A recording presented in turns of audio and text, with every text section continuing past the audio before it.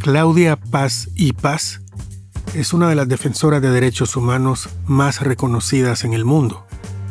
Actualmente dirige el programa para Centroamérica y México de CEGIL, el Centro para la Justicia y el Derecho Internacional. En México la reconocen como miembro del Grupo Interdisciplinario de Expertos Independientes que investigó la desaparición de 43 estudiantes de la Escuela Normal de Ayotzinapa.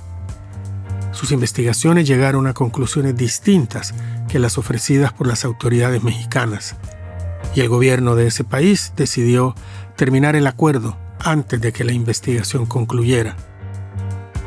En Centroamérica la conocemos, sobre todo, por su trabajo al frente del Ministerio Público de Guatemala entre 2010 y 2014. Siendo fiscal general, concentró su gestión en el combate a las estructuras de crimen organizado y pandillas y en investigaciones a violaciones a los derechos humanos y feminicidios. Entre sus resultados principales está la captura y extradición de los 10 narcotraficantes más buscados de Guatemala, pero su caso más emblemático y el que más consecuencias le trajo fue el juicio por genocidio contra el expresidente y general Efraín Ríos Montt. Claudia Paz y Paz es mi invitada para conversar en Malas Compañías.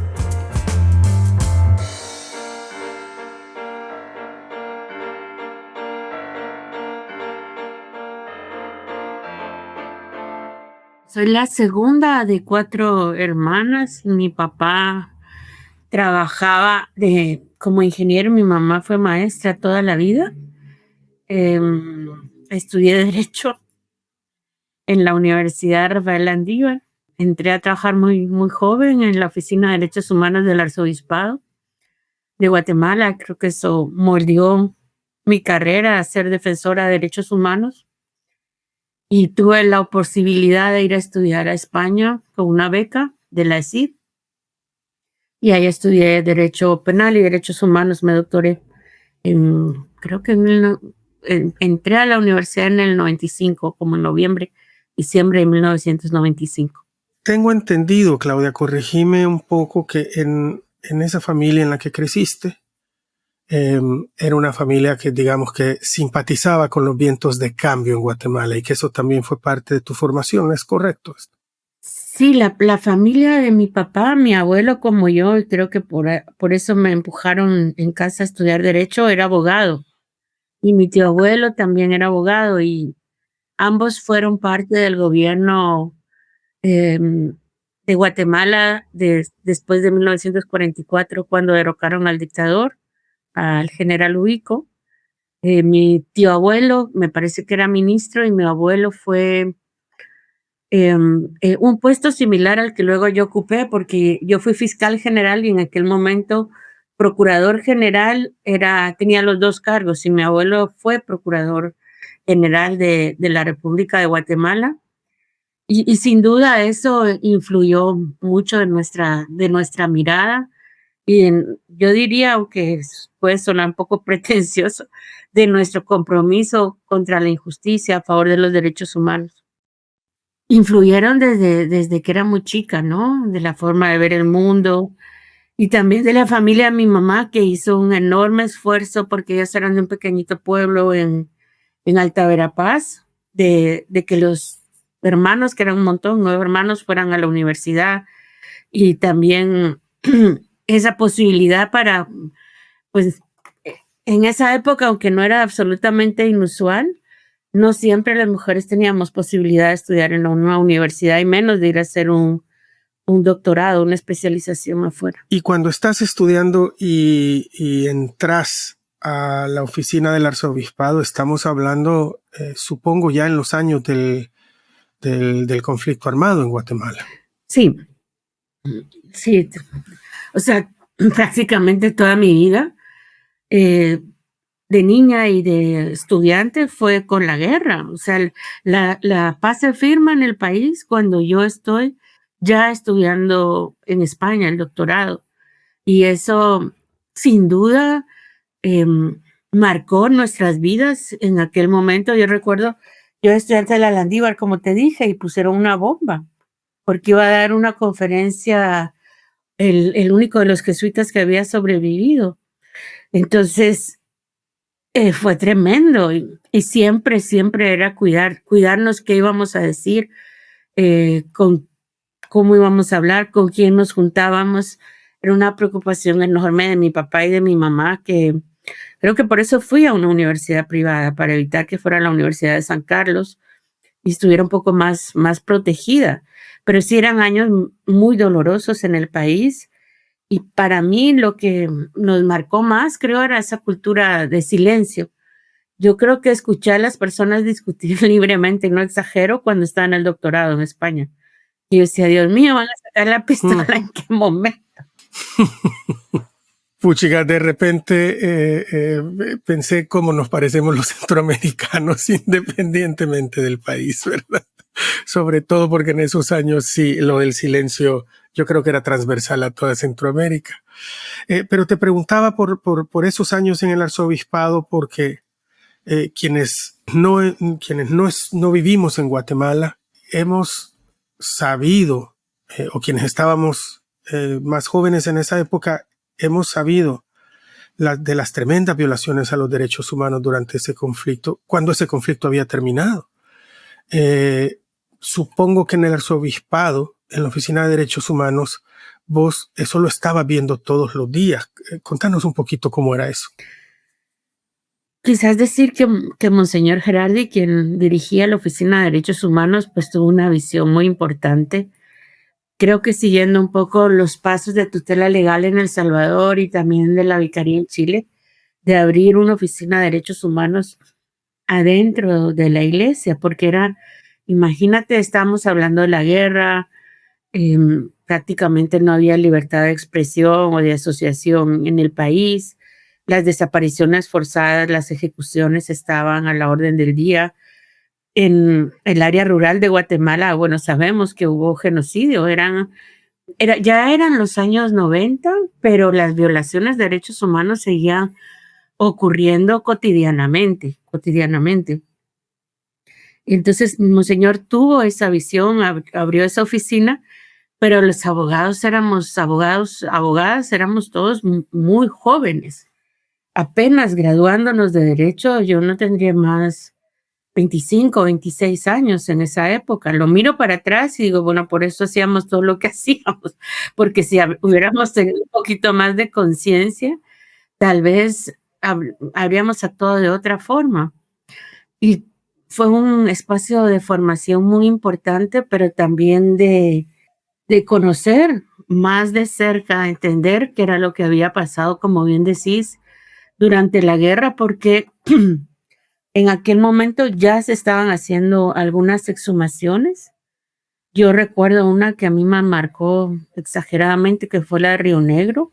Ya se estaba exhumando los cuerpos y fuimos juntos a la inhumación con, con los familiares de las personas asesinadas y en mi memoria quedó esa enorme fila de ataúdes. Fue algo muy, muy doloroso porque muchos de esos ataúdes eran de niños.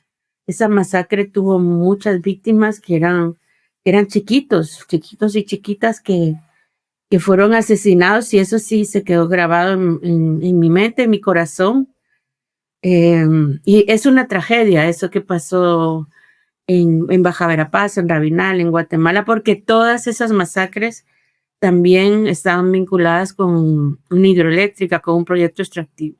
Al final, Claudia, sobre todo ahora que hacías el paralelo con tutela legal y con la vicaría, al final quienes estaban trabajando en esos lugares, como vos en Guatemala, en esos momentos, tal vez no se percataban de la importancia que tendría su trabajo posteriormente. Es decir, ahí quedó consignado el registro de las grandes violaciones de derechos humanos y de los crímenes de guerra en nuestros países, de las grandes y de las pequeñas. Ahí era al menos en El Salvador, el único lugar donde las víctimas podían encontrar algún tipo de socorro, algún tipo de atención, algún tipo de esperanza de que se les hiciera justicia. Y eso terminó siendo después fundamental para establecer la verdad, para establecer los crímenes de guerra que habían sucedido en el país.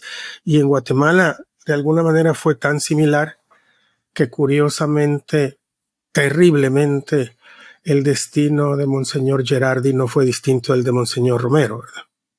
Sí, son unos paralelismos tremendos, muy dolorosos, pero tienes razón que era un trabajo muy, muy importante, no solo para el proceso de paz que vino después, para el proceso de esclarecimiento de la verdad que también vino después y luego los procesos de justicia, porque desde ahí ya venían testimonios, que luego recogió el REMI, que recogió la Comisión para Esclarecimiento Histórico, que nutrieron también los procesos de justicia, sino porque ahora lo entiendo. En aquel momento no lo entendíamos así, creo, no lo dimensionábamos así, pero imagínate que hacíamos cada año un pequeño informe.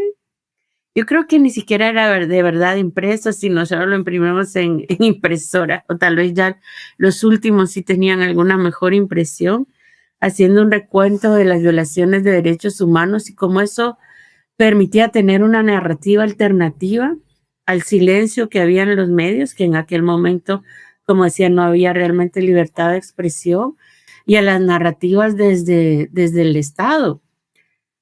Todavía nosotros vivimos situaciones tremendas y podíamos ir a verificar y a decir, bueno, aquí el ejército rodeó, me recuerdo la de Santiago de Atitlán, rodeó el pueblo, mató a estas personas, no es cierta la versión del Estado. Entonces, quizás también estábamos ejerciendo, sin ser tan conscientes, un rol de protección de la vida, ¿no? Al haber alguien, por lo menos, que dijera lo que estaba ocurriendo en ese momento. Y de registro histórico que luego quedaría en el informe del REMI y que luego se intentaría judicializar, pero lo cierto, Claudia, es que yo estoy reflexionando con lo que me estás diciendo y otra vez la experiencia, en el sentido que voy a decir, no es muy distinta a la de El Salvador, es decir, que incluso después de firmada la paz, hay actores muy poderosos que todavía tienen mucha capacidad de maniobrar para evitar que se conozca la verdad sobre lo que pasó en aquellos años. Ahí sigue estando presente, vigente, la lucha por la memoria, ¿no? ¿Quién cuenta la historia de la guerra? Y si queremos que obviamente que no vuelvan a ocurrir estos hechos, es muy importante que se sepa, y también por las víctimas, que sus voces se escuchen y que queden registradas como lo que pasó. Porque si no, tristemente, y lo vemos nosotros, los esfuerzos de volver, ¿no? De volver a situaciones autoritarias siguen presentes. No son situaciones que se superan y seguimos como en un infinito camino hacia la democracia, cada vez más fortalecida, ¿no? Para nada. No, para nada. Claro, pero con toda una vida dedicada a la defensa de los derechos humanos como has tenido, pucha, ya me pregunto si no es una piedra demasiado pesada en un país como Guatemala, pues. Y en una región como Centroamérica. Sí.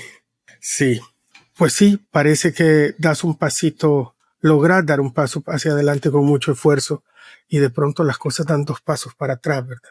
Sí, y en este momento, sobre todo, creo, en este momento es un momento muy, muy difícil para la defensa de los derechos humanos y muy difícil para el ejercicio de las libertades. Y no es ni siquiera regional centroamericano. Yo me atrevería a decir que los vientos del conservadurismo, antiderechos, el movimiento antiderechos está muy fortalecido. Países muy importantes como Estados Unidos están incluso castigando palabras que para todos nosotros eran como el pan nuestro de cada día, ¿verdad? Diversidad, igualdad, es tremendo. No hubiéramos imaginado, creo yo, hace poco tiempo el enorme retroceso que íbamos a volver a vivir después de haber superado las épocas peores de los conflictos armados en la región en los años 80. Representantes de la sociedad civil, comunidad internacional, autoridades del legislativo y ejecutivo fueron testigos este día del primer informe de la fiscal general. Este informe, según las estadísticas del Ministerio Público, sobresalen importantes capturas de narcotraficantes. In Guatemala, the drug war rages on as deadly cartels from neighboring Mexico set their sights on parts of the country. Se puede matar, se puede robar, se puede violar y no va a haber reacción estatal. Le informamos oportunamente de la designación como fiscal general del Ministerio Público, Claudia Paz y Paz. Mi compromiso como fiscal general es cambiar la situación actual. Si no cambia acá, como ha ocurrido en otros lados, van a haber consecuencias. Empezando otras cosas, ¿qué le parece? El Ministerio Público y la Policía Nacional Civil desmantelaron una organización que durante 9 meses, lavó más de $10 millones. Finalmente se empieza a ver, digamos, desde el Ministerio Público la persecución penal de los corruptos. Mucho se ha dicho y yo lo comparto sobre la relación entre los graves delitos que se cometieron durante la guerra y la violencia que sufrimos ahora. A usted lo acusan de la comisión del delito de genocidio. Mucho menos los niños y ancianos y mujeres embarazadas. Lo mataron todos los restos. Lo que hemos visto acá es un circo, es un show, porque me detesta la tipa, ni la soporto yo a ella, ni ella me soporta a mí. Un antejuicio contra la fiscal general Claudia Paz y Paz fue presentado en la Corte Suprema de Justicia. Lo que está en juego acá es la vigencia de la Constitución. Entraste en 2010, estuviste entre 2010 y 2014. ¿Cómo recordás esos años? Yo creo que sin duda fueron profesionalmente unos años muy, muy intensos y creo que hubo un equipo de personas, obviamente en la fiscalía, pero también contamos con unos jueces jueces y juezas de un carácter y una calidad impresionantes. También había investigadores en la Policía Nacional formados en una nueva visión, con un compromiso con el esclarecimiento de los casos, con las víctimas. O sea, era como, en algún momento lo escribí, como que se hubieran alineado los astros. Claro que gracias a la presencia de Cecilia en Guatemala, que iba empujando el fortalecimiento de la institucionalidad, pero también y obviamente por el esfuerzo de muchos guatemaltecos y guatemaltecas que yo descubrí que estaban adentro de la institucionalidad y lo que necesitaban era un espacio para hacer bien su trabajo. O sea, en Guatemala siempre existió carrera dentro de la fiscalía, dentro del Poder Judicial se intentó construir, cada vez se intenta construir en la policía, pero eso creo que ha sido el esfuerzo más difícil y eso permitió que con una voluntad política importante, digamos, o la voluntad política necesaria, se pudieran comenzar a investigar los casos y a esclarecer casos. Bueno, vos sabés, tú estuviste en la fiscalía muchas veces durante el tiempo que yo fui fiscal, cubriendo el trabajo que hacía la CICI, que hacíamos desde la fiscalía, desde los crímenes de las pandillas, narcotráfico, delitos de violencia contra la mujer, graves violaciones de derechos humanos, secuestros. Creo que la corrupción, la verdadera lucha contra la corrupción ya no fue en mi periodo. Eso fue en el periodo de Telma Aldana con Iván Velázquez como comisionado de la CICI, pero sí logramos transformar las unidades necesarias adentro de la fiscalía para que cuando ellos llegaran se pudieran dar esas macro investigaciones. Visto desde fuera, parece que las dos grandes líneas de trabajo que fueron casi revolucionarias durante tu paso por la fiscalía fue, por un lado, el combate a las bandas de crimen organizado. Y yo recuerdo perfectamente que en aquellos años me dijiste, cuando yo te preguntaba cuál es la diferencia, por qué tu fiscalía está teniendo tanto éxito que las anteriores no. Y tu respuesta fue muy clara, fue porque yo me estoy concentrando en las estructuras criminales más que en los individuos. Algunos fueron extraditados a Estados Unidos, es decir, el combate a las bandas de crimen organizado fue muy notorio en tu periodo. ¿Eso? y el resarcimiento de justicia para víctimas de violaciones a los derechos humanos, incluyendo o sobre todo durante el conflicto armado. Pero yo supongo, Claudia, habida cuenta de quiénes son las personas perseguidas en ambas líneas de trabajo, que son gente muy poderosa, tienen que haber presentado una seria resistencia a tus esfuerzos por perseguirlos. Es decir, si lo pensamos como una cuestión de poder, es la gente que te ve como su amenaza, es la gente que te ve como quien los está poniendo en riesgo. ¿Cómo intentaron resistirse a estos esfuerzos institucionales de perseguir el crimen? Sí, Carlos, antes diría una tercera, porque está en mi corazón y no quiero que se olvide, y casi nunca la recordamos, y es que también, más que el crimen organizado, nuestra obsesión eran los homicidios. ¿Te acuerdas de ese momento en Centroamérica? Que cada Honduras, Salvador y Guatemala competíamos tristemente por las peores cifras de seguridad, y en Guatemala era un problema.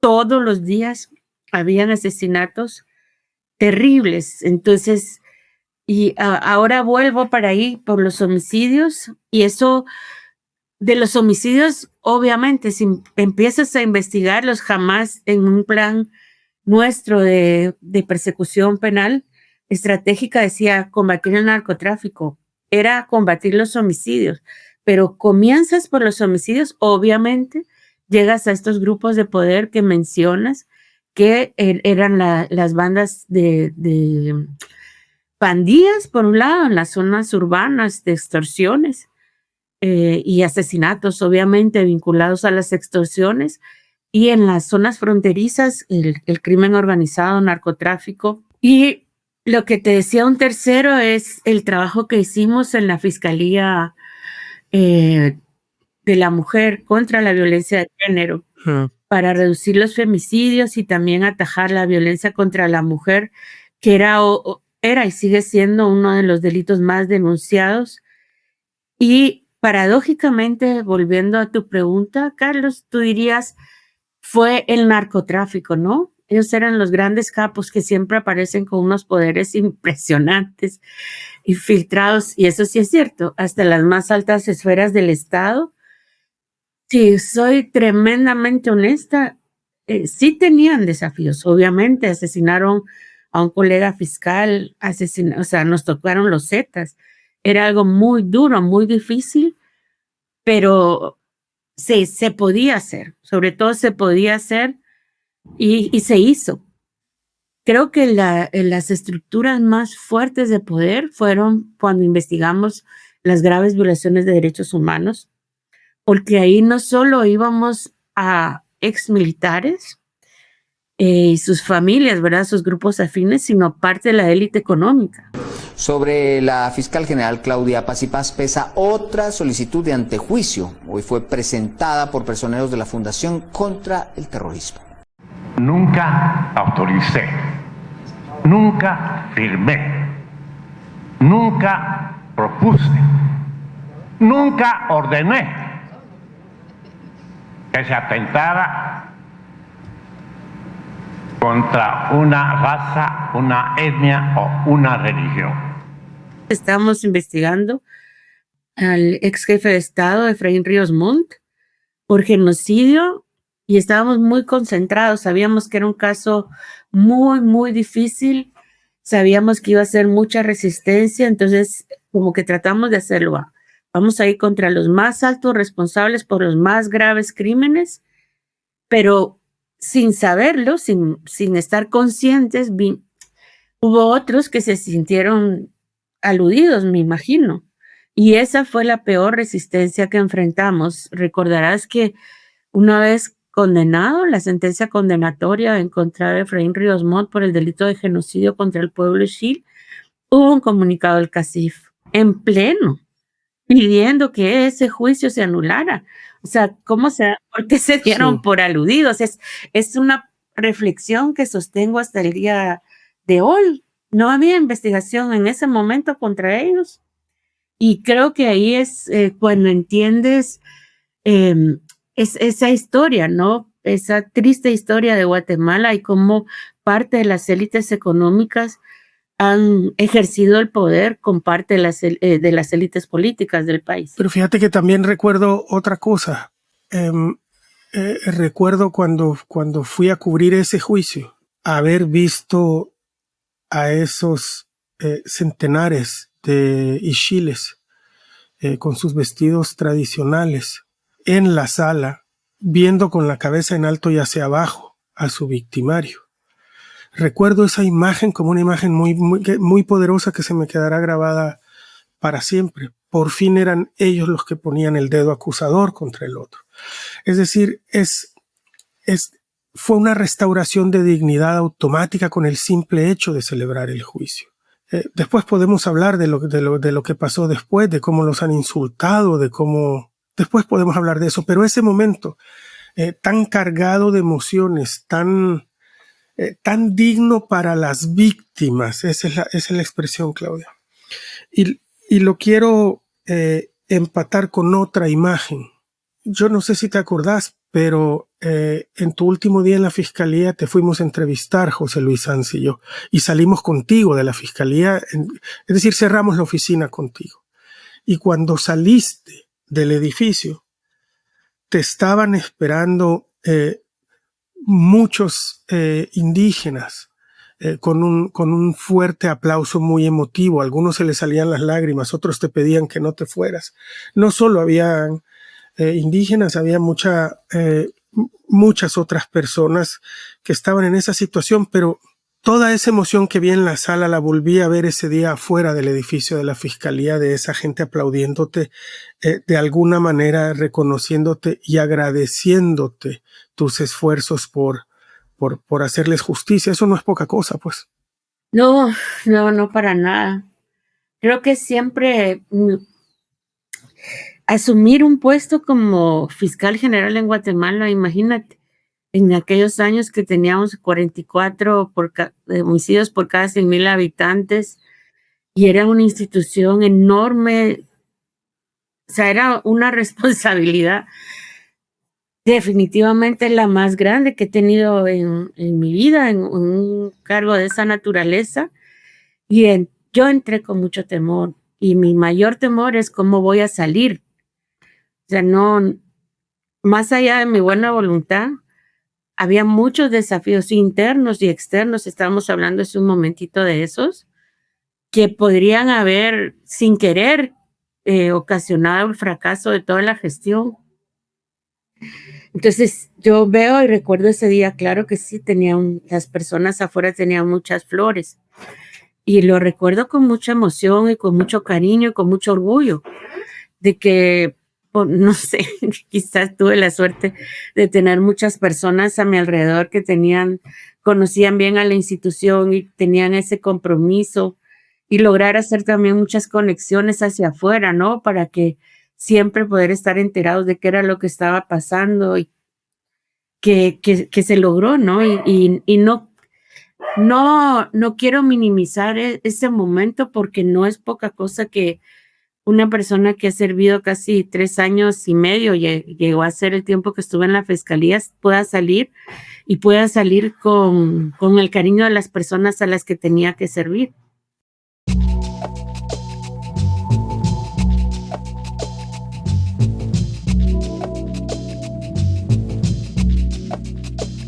Hacer periodismo en Centroamérica es cada vez más difícil. Trabajamos bajo acosos, amenazas y detenciones arbitrarias, provenientes de regímenes que necesitan ocultar su corrupción, sus abusos de poder y sus pactos mafiosos. Informarte con El Faro es gratis. Hacerlo no. Si nuestro trabajo te parece importante, ayúdanos a seguirlo haciendo. Unite como suscriptor en nuestro programa de excavación ciudadana. Ingresa a apoya.elfaro.net. Gracias.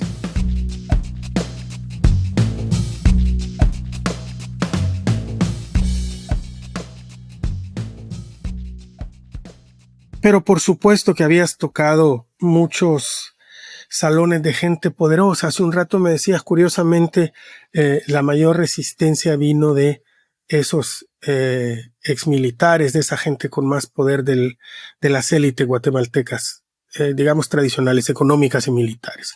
¿Cómo se expresaban, Claudia, más allá de este comunicado del CACIF?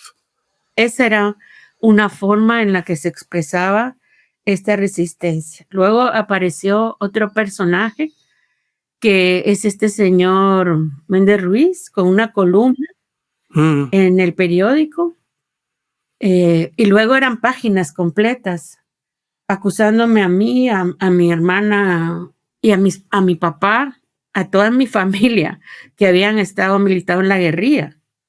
Eran tan absurdas esas publicaciones que estaban en negro, que incluso incluían al entonces embajador de Estados Unidos como parte de la conspiración, perdón que me ría, pero era un absurdo, ¿no? De la conspiración izquierdista.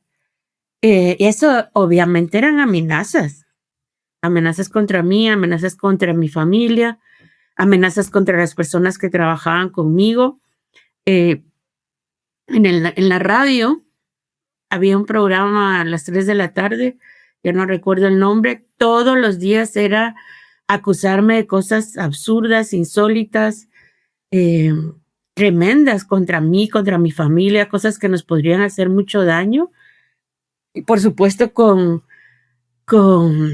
temas de género, obviamente.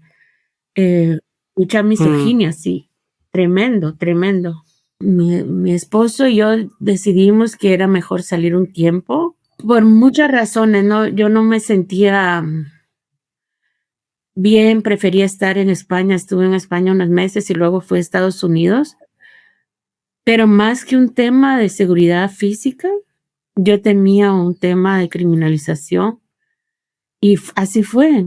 O sea, yo tuve un caso donde recién llegando a Estados Unidos tenía arraigo y tenía todas las cuentas embargadas. O sea, sí me criminalizaron, intentaron criminalizarme, pero afortunadamente en ese momento las condiciones eran muy distintas de lo que es ahora y no prosperaron esos primeros intentos de criminalización. Yo salí de Guatemala y tenía como 31 denuncias que pusieron cuando me volví a presentar para continuar con el cargo. ¿Y saliste en el 2014 y no has vuelto a poner un pie en Guatemala? Sí, volví en una época cuando justamente 2017, sí, no volví definitivamente, o sea, pasé un tiempo sin ir al país y luego volví un par de veces a ver a mi familia. Y cuando recrudeció la criminalización, post pandemia, ya no he vuelto a ir a Guatemala.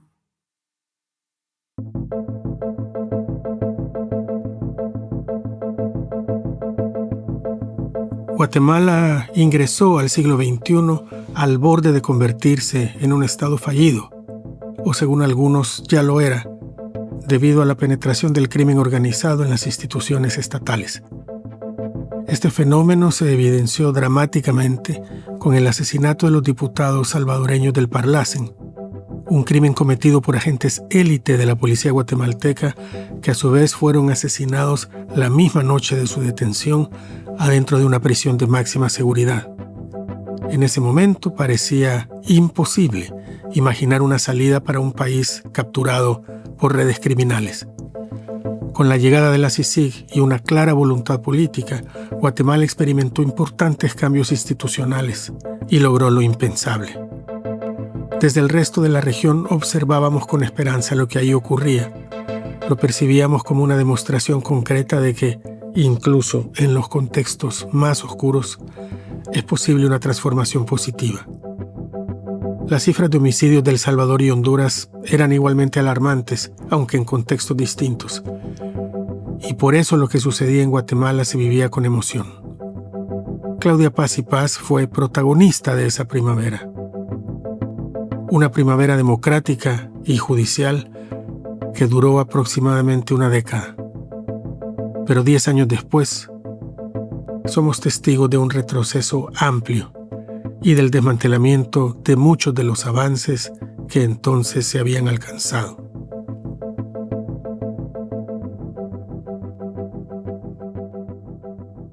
creo que el trabajo que se hizo, imagínate que son como 3 periodos de sostener una política pública en Guatemala, que eso es algo excepcional, ¿no? Estuvo el fiscal Amílcar Velázquez Zárate, estuve yo, luego estuvo Telma Aldana, con una transformación institucional también muy importante, una dirección de análisis criminal poderosísima que podía examinar miles de datos, con también métodos especiales de investigación, con investigación científica. Eran avances no solo humanos, sino también técnicos de investigación científica que permitieron esclarecer casos que antes habrían quedado totalmente en la impunidad. Y esta capacidad de investigación llevó a revelar esas redes de corrupción que existían, ¿no? Y que se manifestaban especialmente a través del financiamiento electoral ilícito. Yo financio la carrera electoral de un partido político y luego cuando ese partido esté en el poder me devuelve mi inversión, por decirlo así, o con obra pública o con pauta pública. Entonces, el trabajo del Ministerio Público de CICIG develó que la corrupción no era algo accidental, no era un funcionario que se sentía que podía meter la mano en la gaveta y tomar el dinero.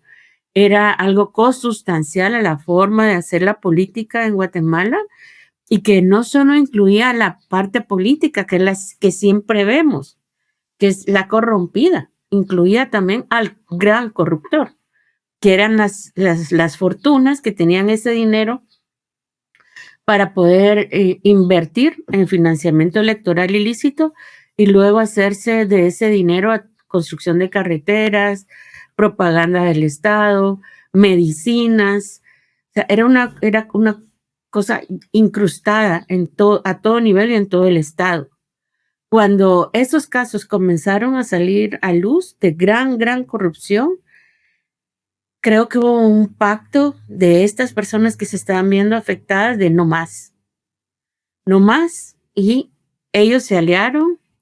También hubo un cambio político en Estados Unidos y el apoyo que había sido hacia la CICIG de la comunidad internacional había sido granítico, se comenzó a resquebrajar y eso pues les permitió ir para ellos pacientemente retomando puestos importantísimos como la Corte de Constitucionalidad, como la Fiscal General, como la Corte Suprema de Justicia, y desde ahí fueron persiguiendo a los fiscales más valientes, a los jueces independientes, las juezas independientes, para en 2 líneas. Por un lado, criminalizar a aquellos quienes les habían investigado, les habían expuesto, y en este caso digo jueces, fiscales, pero también periodistas, también defensores de derechos humanos,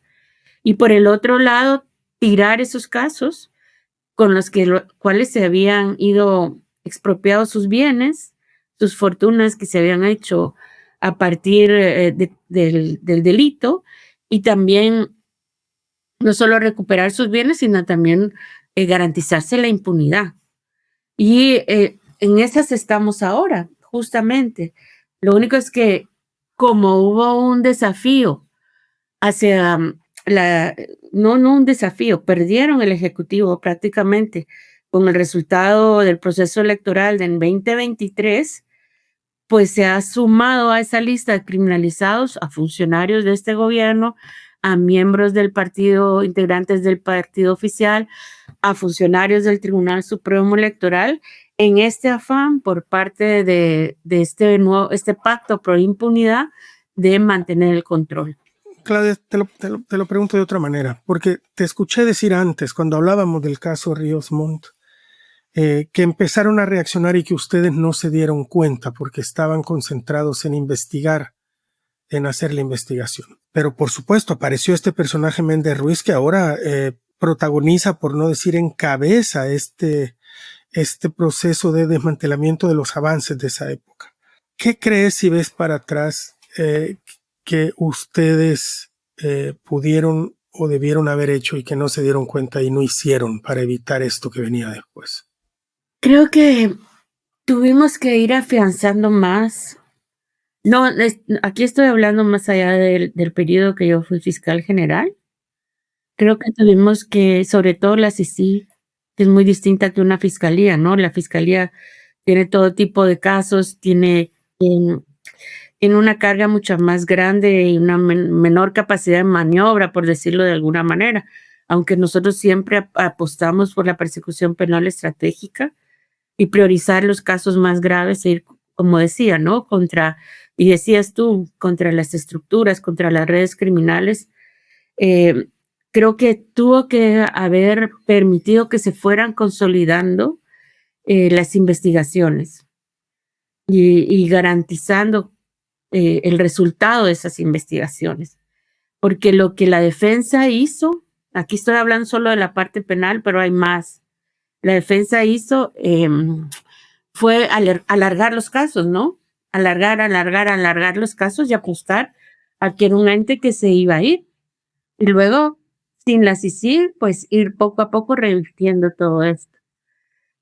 Esa sería una diferencia. Y como sociedad, porque CICIG era una invitada en Guatemala, la responsabilidad, gran responsabilidad del país nos toca a los guatemaltecos y guatemaltecas, ¿no? Es que no todo es penal.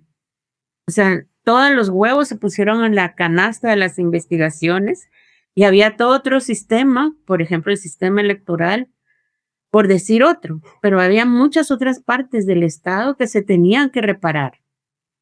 Y a eso, alucinados, por decirlo así, no sé cómo, con la persecución penal, no se le prestó atención a toda esta otra parte política, que era igual lo más importante. Y eso creo que es lo que permitió un retroceso como el que hemos visto. Pero que tampoco, y con esto, tal vez porque soy eternamente optimista, tampoco fue absoluto. Porque si no, el resultado electoral no habría sido el que fue. Parecida que Bernardo Arévalo fue la fuerza más votada por su discurso contra la corrupción y porque la ciudadanía estaba muy ofendida de todas las injusticias que se habían cometido. O sea, los jueces que echaron del país, que forzaron al exilio, eran figuras muy queridas en el país, igual que los fiscales, o igual que José Rubén Zamora, que todavía guarda prisión. Entonces, eso es lo que movió al voto. Y todavía estoy más convencida que nunca fue absoluto su poder por el paro. Lograr mantener el paro durante todos estos días para que el presidente Arévalo tomara posesión, creo que es una evidencia de la conciencia ciudadana que se creó, creo, en mucho a partir de estos casos de mega corrupción. Estoy viendo ahora que ya instalado debidamente el gobierno de Arévalo, la fiscal Consuelo Porras y todo lo que ella representa siguen inamovibles, que de hecho, como bien apuntabas antes, están acusando a algunos funcionarios de este gobierno. Estoy viendo que el partido que llevó a Arévalo a la presidencia está dividido, que de hecho se está formando otro partido desde quienes no están de acuerdo con la manera en que Bernardo Arévalo está gobernando. Es decir, toda esta movilización popular que logró llevarlo hasta la presidencia, no corre el riesgo de decepcionarse, de decir, puchica, ¿qué ha cambiado? Pues es que no, creo que esa posibilidad de decepción por lo que haga o no haga el presidente es posible, existe. Y creo que este ejecutivo tiene grandes límites. Tiene una Corte de Constitucionalidad que creo que no lo deja respirar, ya dice es inconstitucional. Estoy exagerando, obviamente, pero la intrusión de esta Corte de Constitucionalidad en cuestiones electorales, en cuestiones de política exterior, en cualquier intento de legislar para establecer un mecanismo para remover a la fiscal es terrible, es descarada. O sea, no, eso no lo podemos obviar, y tiene una fiscal general, a una fiscalía y a jueces que se prestan a la criminalización. Pero más allá de eso, creo que es que no es un tema del presidente Arévalo, ni si, como, claro que sí en cuanto a su mandato y en cuanto esperemos que sea el mejor presidente posible para llevar adelante a Guatemala, pero es el futuro de todos nosotros como país el que está en juego. Entonces creo que mucho nos tenemos que preguntar las y los ciudadanos qué podemos hacer, sobre todo frente a 3 procesos de nombramiento de altas autoridades que están para el primer semestre del próximo año, que se elige Tribunal Supremo Electoral, Tribunal Supremo Electoral, Corte de Constitucionalidad y Fiscalía General.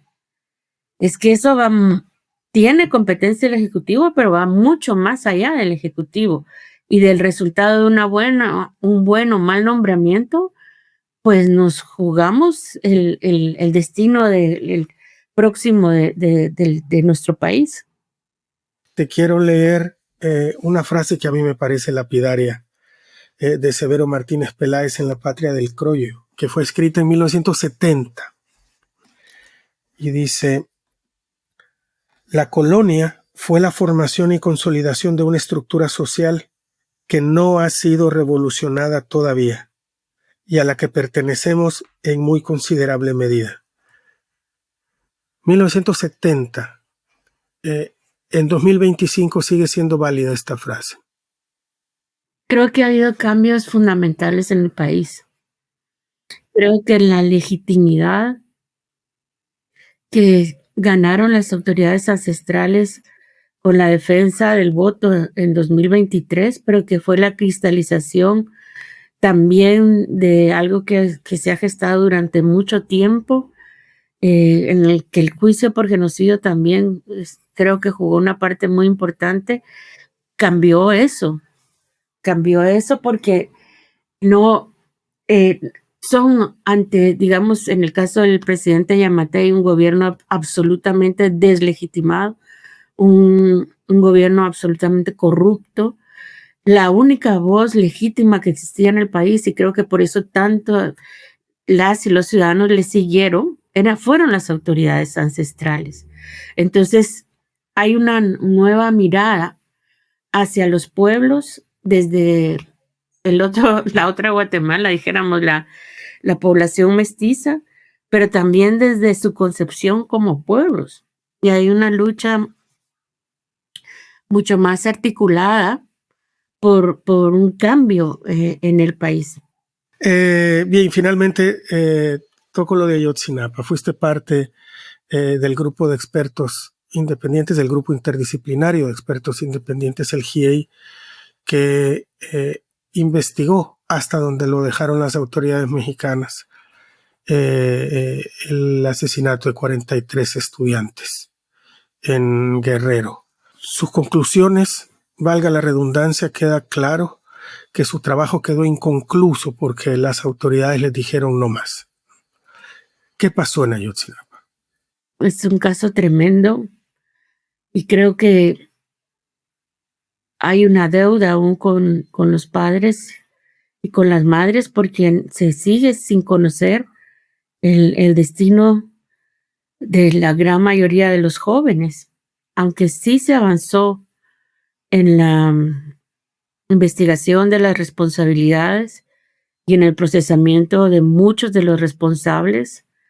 Recordemos que en el caso de Ayotzinapa, no solo fue lo que ocurrió a finales de septiembre del 2014, sino también en mucho fue el encubrimiento que se hizo por parte de la Fiscalía y de todas las autoridades.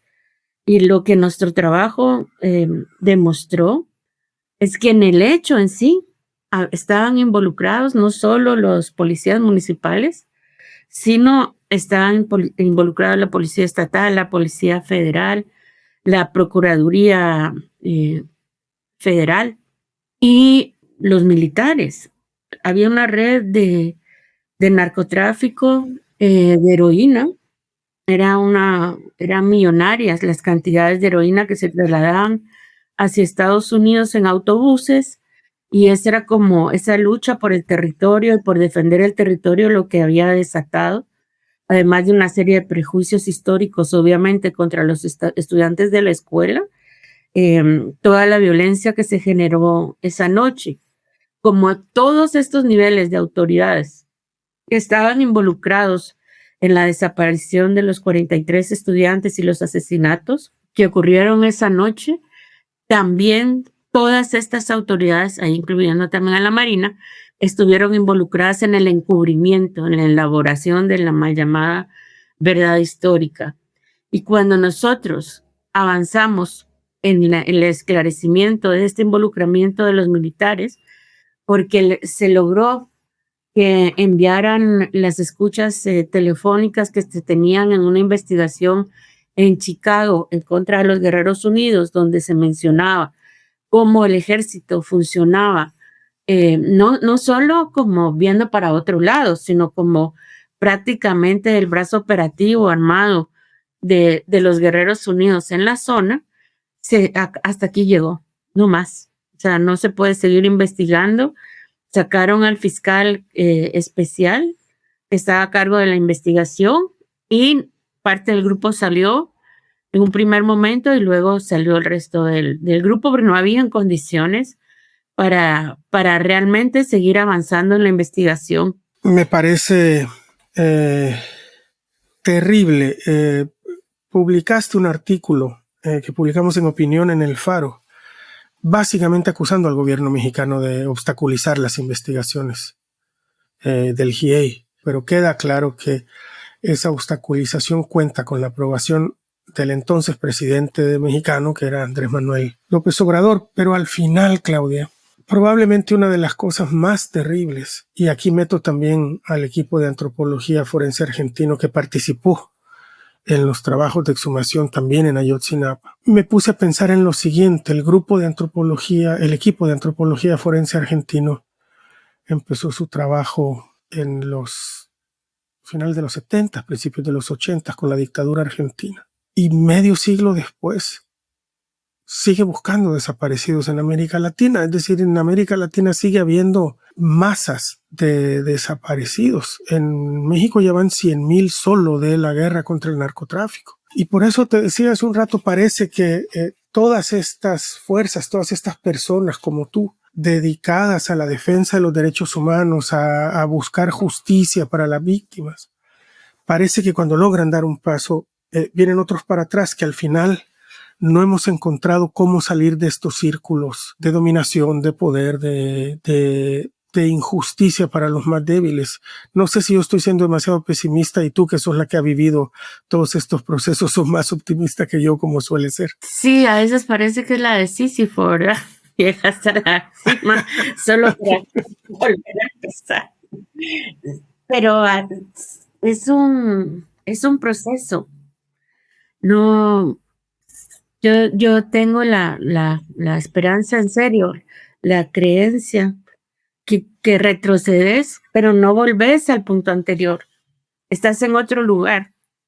Y el retroceso, como vimos en Guatemala, no fue absoluto. No fue absoluto. Así que yo tengo la esperanza de que en nosotros está seguir defendiendo los derechos humanos, seguir, en el caso de los medios independientes, seguir contando la verdad, seguir informando. No les podemos dejar todo el espacio. Tenemos que defendernos. Y tal vez cuando vemos, porque nosotros de alguna manera lo hacemos desde, aunque es difícil, desde algún lugar que quizás es más cómodo, pero si vemos cómo defienden los pueblos su territorio, como con su cuerpo, porque no hay de otra, son los que por ejemplo, enfrentan a los proyectos extractivos por la defensa del agua y el territorio, vemos que no solo es nuestro esfuerzo, sino hay otros muchos esfuerzos que ojalá pudiéramos conectar para hacerle frente a estos otros espacios de poder que no hay que ni minimizarlos ni dejarlos de ver, pero no por ser conscientes de su fuerza, sentirnos totalmente aplastados sin posibilidad de cambio. Claudia, cierro con esta pregunta. Cuando te imaginas tu futuro, ¿te imaginas de vuelta en Guatemala? Sí. Sí, quisiera estar allá. Es mi país. Y hay mucho que hacer ahí todavía. Y por lo que conocemos de tu trabajo, no te imaginas retirada en una casa. Claudia Paz y Paz, la mala compañía de este número. Claudia, muchísimas gracias por acompañarnos. Gracias, Carlos. Un abrazo muy fuerte. Igualmente.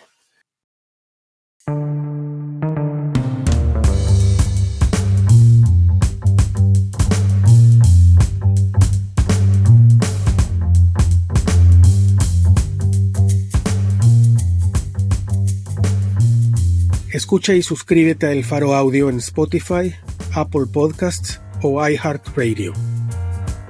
En la descripción de este episodio encuentras los enlaces a nuestras redes sociales. Malas Compañías es producido por Gabriela Cáceres.